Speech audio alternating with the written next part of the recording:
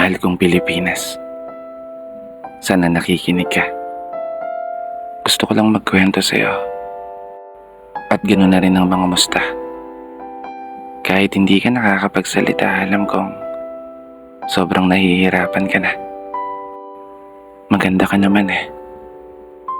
Inabuso ka lang talaga ng mga taong nakala mong aalagaan ka. Mga taong nanumpa ng katapatan sa'yo, na pagsisilbihan ka.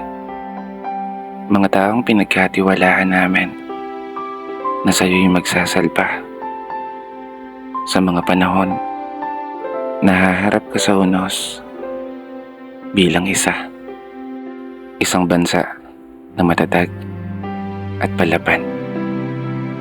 Ngunit naging kabaligtaran, isang bansa na ninanakawan ng sarili mong mamamayan. Isang bansa na dapat ay pinoprotektahan. Ngunit isang bansa na napapaligiran ng mga taong mapanlamang. Kailan nga ba tayo magigising? Kailan nga ba kayo matatauhan? Kailan mo nga ba isa sa puso na inihalal ka ng taong bayan upang maglingkod? Hindi para magpayaman, upang magsilbi, hindi para maging gahaman. Imulat mo yung mga mata mo upang tuluyan mong masilayan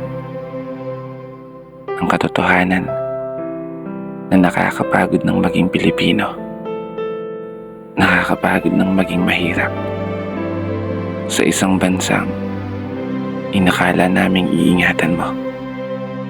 Mahal kong Pilipinas.